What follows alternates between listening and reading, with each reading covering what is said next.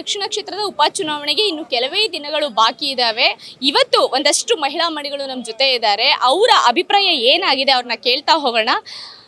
ಎಲ್ಲರೂ ಈ ದಾವಣಗೆರೆ ಬಿಸಿಲಿನ ಜೊತೆಗೆ ಎಲೆಕ್ಷನ್ ಬಿಸಿ ಕೂಡ ಜಾಸ್ತಿ ಇದೆ. ಸೊ ಹೇಗೆ ನಡೀತಾ ಇದೆ ಎಲೆಕ್ಷನ್? ಚೆನ್ನಾಗಿ ನಡೀತೈತಿ. ಓಕೆ, ನೀವು ಯಾರಿಗೆ ಹಾಕ್ಬೇಕು ಅನ್ಕೊಂಡಿದ್ದೀರಾ? ನಾವು ಬಿಜೆಪಿಗೆ ಓಟ್ ಕೊಡ್ಬೇಕು ಅಂತ ಹೇಳ್ತಾ ಇದೀವಿ. ನಮಗೆ ಅನುಕೂಲ ಆಗುತ್ತೆ, ಅದಕ್ಕೆ ನಾವು ಬಿಜೆಪಿಗೆ ಓಟ್ ಕೊಡ್ತೀವಿ. ಓಕೆ, ನಿಮ್ಗಳ ಅಭಿಪ್ರಾಯ? ನಾವು ಬಿಜೆಪಿಗೆ ಓಟ್ ಹಾಕ್ತೀವಿ. ಯಾಕೆ ಶ್ರೀನಿವಾಸ್ ದಾಸರಿಯಪ್ಪ ಅವರು ಯಾವ ತರ ವ್ಯಕ್ತಿ? ನಾವು ಇವಾಗ ನೋಡಿದವ್ರಿ, ಗೊತ್ತಾಗುತ್ತೆ. ಬಿಜೆಪಿಗೆ ಓಟು ಕೊಡುತ್ತೇವೆ. ಯಾವ ತರ ಅಂದ್ರೆ ಏನೆಲ್ಲ ಹೆಲ್ಪ್ ಮಾಡಿದ್ದಾರೆ? ಯಾಕಂದ್ರೆ ಅವರು ಅಧಿಕಾರದಲ್ಲಿ ಇಲ್ಲ. ಇಲ್ಲ ಮಾಡ್ತಾರೆ, ಇನ್ಮೇಲೆ ಮಾಡ್ಕೊಡ್ತಾರೆ. ನಾವು ಅವರಿಗೆ ನಾವು ಓಟ್ ಕೊಡ್ಬೇಕು ಅಂತ ನಾವು ಹೇಳಿದೀವಿ. ಎಲ್ಲ ಇದು ಹೆಚ್ಚಿಗೆ ಮಾಡಿ ನಮ್ಮ ದುಡ್ಡೇ ನಮಗೆ ಹಾಕ್ತಿದ್ದಾರೆ ಅವರು. ಅದು ಎಲ್ಲ ಏನೇ ಎಂದು ತಗೋಣಕ್ಕೆ ಹೋದ್ರು ನಮಗೆ ಅದು ಬೆನಿಫಿಟ್ ಸಿಗ್ತಾ ಇಲ್ಲ. ಅದಕ್ಕೋಸ್ಕರ ಎಲ್ಲ ರೇಟ್ ಇದೆ, ಅದು ಕೊಂಡು ಇದು ಮಾಡ್ಬೇಕಲ್ಲ, ಅದಕ್ಕೆ ಬಿಜೆಪಿಗೆ ಓಟು. ನೀವು ದಕ್ಷಿಣ ಕ್ಷೇತ್ರದವರೇನಾ? ಹೆಂಗಾಗಿದೆ ನಿಮ್ಮ ಅಭಿವೃದ್ಧಿ? ಹೆಂಗಾಗಿದೆ ನಿಮ್ಮ ಕ್ಷೇತ್ರ? ಚೆನ್ನಾಗಿದೆ. ಅದು ರೇಟ್ ಜಾಸ್ತಿ ಆಗಿದೆ, ಅದಕ್ಕೆ ಬಿಜೆಪಿಗೆ ಓಟ್ ಮಾಡ್ಬೇಕು ಅಂತ ತೀರ್ಮಾನ ಮಾಡ್ತೀವಿ. ನಾವು ಬಿಜೆಪಿಯವ್ರನ್ನ ಗೆಲ್ಲಿಸ್ಬೇಕು ಅಂತ ನಾವು ಹೋರಾಡ್ತಾ ಇದೀವಿ. ಹೇಳಿ, ಶ್ರೀನಿವಾಸ್ ದಾಸರಿಯಪ್ಪ ಅವ್ರ ಬಗ್ಗೆ ನಾವು ಅವರಿಗೆ ನಾವು ಓಟ್ ಕೊಡೋದು. ಯಾವ ತರ ವ್ಯಕ್ತಿ ಅಂತ ಹೇಳಿ. ನಾವು ಅವ್ರನ್ನ ಗೆಲ್ಲಿಸ್ಬೇಕು ಅಂತ ನಾವು ಹೆಮ್ಮೆ ಪಡ್ತಾ ಇದೀವಿ. ಜಿಲ್ಲಾ ಜನತಾದಳದ ಹಿರಿಯ ಉಪಾಧ್ಯಕ್ಷ, ನನ್ನ ಹೆಸರು ಓಂಕಾರಪ್ಪ ಅಂತೇಳಿ. ನಾವು ನಮ್ಮ ರಾಷ್ಟ್ರೀಯ ನಾಯಕರಾದಂಥ ಕುಮಾರಸ್ವಾಮಿ ಅವರು ಮತ್ತು ಬಿ ಜೆ ಪಿಯ ಮುಖಂಡರು ಒಡಗೂಡಿ ಈಗ ನಮ್ಮ ಕುಮಾರಸ್ವಾಮಿ ಅವರು ರಾಷ್ಟ್ರದಲ್ಲಿ ಒಬ್ಬ ಮಂತ್ರಿ ಆಗಿರೋದರಿಂದ ಇಬ್ಬರಿಗೂ ಒಡಂಬಡಿಕೆಯಿಂದ ನಾವು ಒಟ್ಟಿಗೆ ಇದ್ದೀವಿ. ಅದೇ ರೀತಿ ನಾವು ಶ್ರೀನಿವಾಸ್ ದಾಸಕರಿಯಪ್ಪನವ್ರನ್ನ ಬೆಂಬಲಿಸಿ ನಾನು ವೀರಶೈವ ಸಮಾಜದಲ್ಲಿ ಪಂಚಮಶಾಲಿ ಸಮಾಜದನಾಗಿರೋದ್ರಿಂದ ನಮ್ಮ ಸಮಾಜದ ಎಲ್ಲ ಮುಖಂಡರಿಗೂ ಮತ ಕೇಳೋದ್ರ ಜೊತೆಗೆ ಶ್ರೀನಿವಾಸ ದಾಸಕರಿಯಪ್ಪನವ್ರಿಗೆ ಬೆಂಬಲ ನೀಡಿ ಮತ ಕೇಳಲಿಕ್ಕೆ ನಾವು ಸೇರ್ತೀವಿ. ಬಿಜೆಪಿ ಕೊಟ್ಟಿದ್ದು ಅಹಿಂದ ನಾಯಕನಿಗೆ ಟಿಕೆಟ್. ಎಲ್ಲರೂ ಹೇಗೆ ಅವ್ರನ್ನ ಬೆಂಬಲ ನೀಡ್ತೀರಾ ಸರ್? ಅವ್ರಿಗೆ ಹೇಗೆ ಸಪೋರ್ಟ್ ಮಾಡ್ತಾರೆ? ಅಹಿಂದ ನಾಯಕರು ಪಕ್ಷದಲ್ಲಿ ಆತ ಒಳ್ಳೆ ನಿಷ್ಠಾವಂತ ಕಾರ್ಯಕರ್ತನಾಗಿದ್ದ. ಹಾಗಾಗಿ ಆತನಿಗೆ ಅಹಿಂದ ಗುರುತಿಸಿ ಅವನಿಗೆ ಟಿಕೆಟ್ ನೀಡಿದ್ದಾರೆ, ಶ್ರೀನಿವಾಸ ದಾಸಕರಿಯಪ್ಪನಿಗೆ. ಶ್ರೀನಿವಾಸ ದಾಸಕರಿಯಪ್ಪನವರ ತಂದೆ ದಾಸಕರಿಯಪ್ಪನವರು ನನಗೆ ಅತ್ಯಂತ ಆತ್ಮೀಯರಾಗಿದ್ದರು. ಅವರು ಪಾರ್ಟಿ ಅಧ್ಯಕ್ಷರಾಗಿದ್ದಾಗ ನಾನು ದಾವಣಗೆರೆ ನಗರದ ಯುವ ಜನತಾದಳದ ಅಧ್ಯಕ್ಷನಾಗಿದ್ದೆ.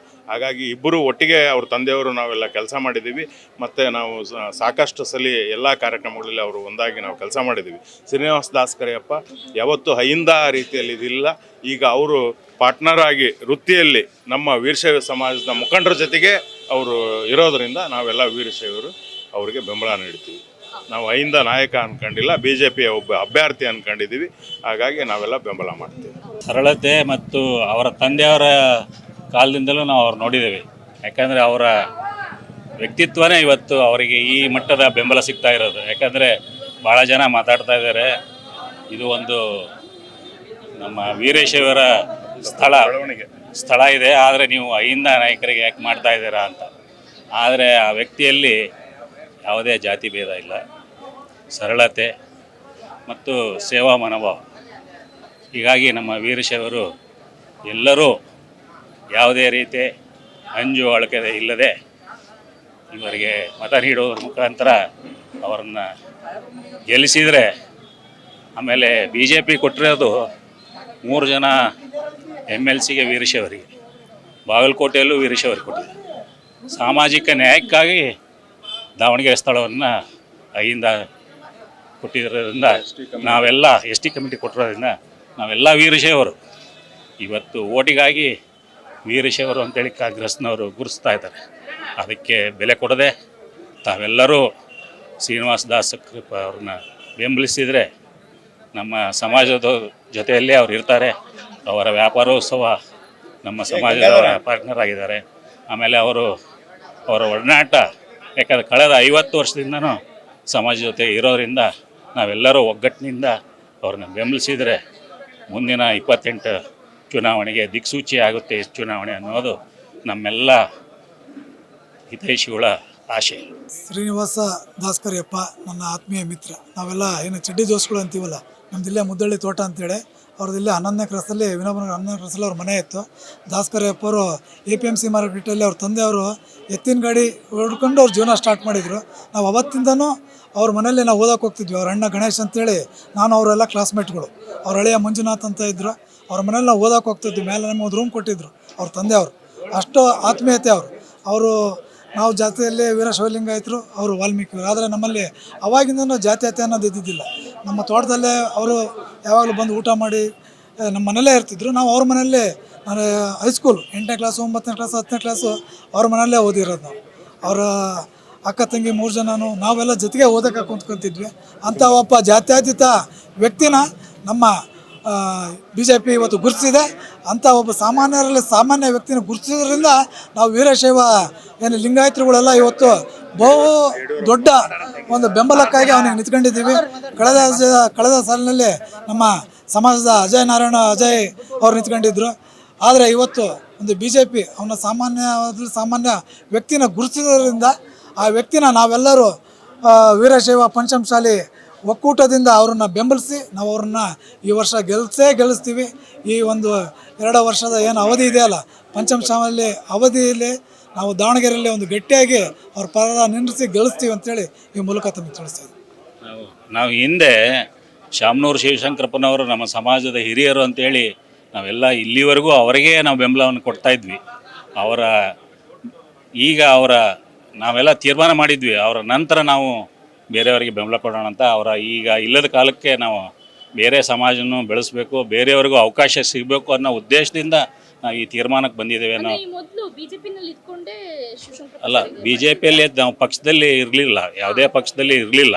ಆದರೆ ಅಭಿಮಾನಿಗಳಿದ್ವಿ. ನಮಗೆ ಎಲ್ಲ ಪಕ್ಷದವರು ಸಂಬಂಧಿಕರಿದ್ದಾರೆ. ನಾವು ಆದ್ರೂ ಅವರು ನಮ್ಮ ಸಮಾಜದ ಹಿರಿಯರು, ದಾವಣಗೆರೆಗೆ ಅವರಿಂದ ಕೊಡುಗೆ ಆಗಿದೆ. ಅವರಿಗೆ ಕೊನೆಯ ಕಾಲದಲ್ಲಿ ಗೌರವ ಕೊಡಬೇಕು ಅನ್ನೋ ಒಂದು ಉದ್ದೇಶದಿಂದ ನಾವು ಅವರಿಗೆ ಬೆಂಬಲ ಕೊಡ್ತಾ ಇದ್ವಿ. ಅವರ ನಂತರ ಈಗ ನಾವು ಸ್ವತಂತ್ರವಾಗಿ, ಯಾಕಂದರೆ ಎಲ್ಲರೂ ಬೆಳಿಬೇಕು. ಯಾಕಂದರೆ ಮುಂದಿನ ನಮ್ಮ ಯುವಕರೇ ಮುಂದಿನ ದೇಶದ ಪ್ರಜೆಗಳು ಅಂತೇಳಿ ನಾವು ಸುಮ್ಮನೆ ನಾಣ್ಣುಡಿಯಾಗಿ ಉಳಿಬಾರ್ದು. ಅದೇ ರೀತಿ ಎಲ್ಲ ಸಮಾಜಕ್ಕೂ, ಆಮೇಲೆ ಎಲ್ಲರನ್ನೂ ಎಲ್ಲ ಸಮಾಜದವ್ರನ್ನೂ ಜೊತೆಗೂಡಿಸಿ ಒಗ್ಗಟ್ಟಾಗಿ ಹೋದಾಗ ಮಾತ್ರ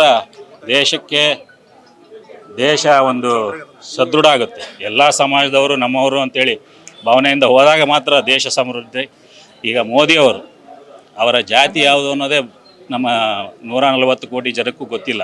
ಅಂಥ ಒಂದು, ಯಾಕಂದರೆ ಕರೋನಾದಾಗಲಿ ಈಗ ಯುದ್ಧದ ಸಮಯದಲ್ಲಾಗಲಿ ಅವರು ದೇಶಕ್ಕಾಗಿ ಕೊಟ್ಟಿರೋ ಕೊಡುಗೆ, ಆ ರೀತಿ ನಾವು ನೋಡಿ ಮತ ಹಾಕಬೇಕೇ ಹೊರತು ಈ ಚುನಾವಣೆಯಲ್ಲಿ ಆ ಜಾತಿ ಈ ಜಾತಿ ಅನ್ನೋದೇ, ಎಲ್ಲರೂ ಸಾಮಾನ್ಯ ವರ್ಗದ ಶ್ರೀನಿವಾಸ ದಾಸ್ಕರೆಪ್ಪ ಅವ್ರನ್ನ ಗೆಲ್ಲಿಸಿದರೆ ಅವರು ಸಾರ್ವಜನಿಕರಿಗೆ ಸಾಮಾನ್ಯವಾಗಿ ಸಿಗ್ತಾರೆ.